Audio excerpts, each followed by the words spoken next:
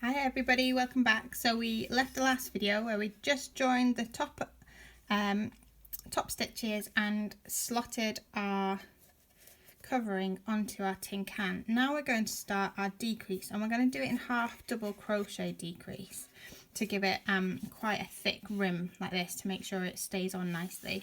I found that with single crochet it's not quite as effective, so we're going to do it in half double.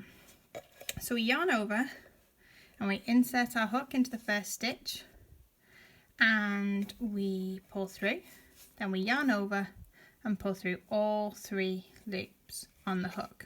So that's our first half double. Then we do a second half double in the next stitch. So we yarn over, insert hook and yarn over and pull through all 3 loops. Now we're going to do a decrease. So do 1, 2 and then a decrease. So we insert our hook. Sorry, should clarify, we did yarn over before we insert our hook. Yarn over, insert your hook, yarn over and pull through. Then you yarn over again and insert your hook into the next stitch, yarn over and pull through, and then you yarn over and pull through all 5 loops on your hook. And then you have done a decrease. So then we do another 2. So half double crochets, that's 1, 2, and then we yarn over and insert, pull through, yarn over and pull through, yarn over again and put into the next stitch, yarn over and pull through, and then we yarn over and pull through all 5 stitches, and then just another 2. This is why it's in multiples of 4, because we are doing 2 and then decreasing, effectively combining 2. So that's why we need it in multiples of 4. You could do it differently. You could work it out into multiples of, let me try and work it out, 5.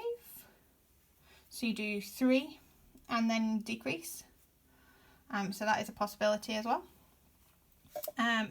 Multiples of 3 I think would make it too small, because you'd be doing 1 half double crochet and then a decrease. I think that would make it quite small.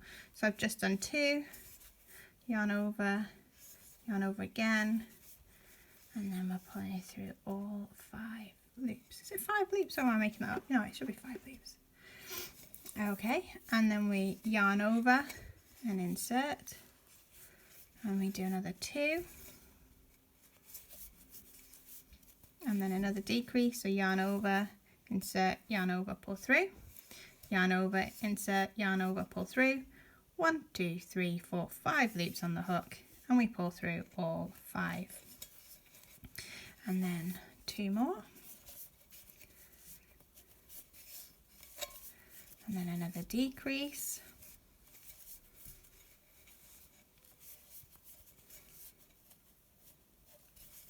Two more. And another decrease. I'm just getting to the end now to show you how to fasten off, although it's probably very similar to how you fastened off in all your previous projects.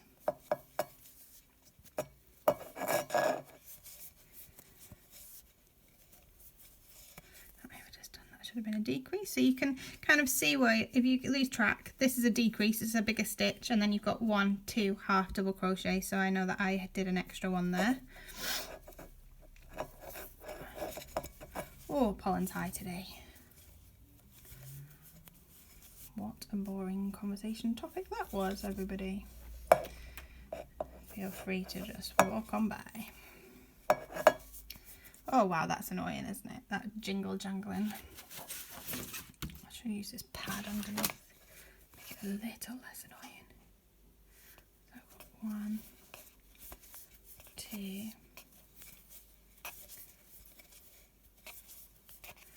Is anybody else super confused as to what day it is today? I literally have no idea. And then the last 2 stitches should be a decrease. Remember, we don't go into that slip stitch at the very end, so that's a decrease there. I've got my slip stitch that I'm not going to work into, and then I slip stitch into the top of the first half double crochet to seal the deal, and chain one and fasten off. And that is as simple as it is. So I'm just going to cut my yarn here. I'm going to pull through the loop. There we go. And I'm going to just then sew in the ends. Trying to tuck it underneath the edge so that it's not so visible. I'm not going to do that now because I'm just going to crack on with the bottom, which is very much the same thing. So what we want to do for this, I already sewed my ends together. I think that is actually the most simple thing. So where it wasn't joined at the bottom, if you sew them back together, and then I'm just going to release some more yarn. We're going to do a single crochet overlap at the bottom if you want to. You might feel that yours is snug enough and you don't need to worry. Once you've pulled it all in position, that you're happy that it doesn't matter whether the bottom is pulled tight or not. This way you can actually take it off to wash if you want to, because it's quite easy to come off if you haven't done the bottom. But if you do want to secure the bottom, it's very similar. You would attach your yarn probably in the first hook, in the first stitch. That would make most sense. So you just pull through and then chain one to secure, and then do a single crochet into that first stitch where you've just made it, and then you do the same. So you do that was your first single crochet, and then you're moving along the bottom, second single crochet, and then you do a decrease. So you insert your hook, yarn over and pull through, insert into the next one, yarn over, pull through, and then pull through all 3 stitches on your hook. And then we do another 2 single crochets that aren't decreases, just 1, 2, and then a decrease. So inserting into the next stitch, pull through, inserting into the next stitch, yarn over and pull through, and then yarn over and pull through all 3 stitches, and you just carry that on all the way around the outside until you're back at the beginning. Slip stitch to join to the beginning. Again, you should finish on a decrease, slip stitch to the beginning and fasten off, and then you should have your lovely looking pot. Now in the next video I will just quickly show you how you can change colour if you want to make some of these more patterned versions. If you want to do a slip stitch surface like this, yeah, this isn't secured so tightly, so I can show you. So you would do this before you attach at the bottom. So you can do your top tightening, but don't tighten it at the bottom if you want to do this, because you'll need to be able to get to both sides.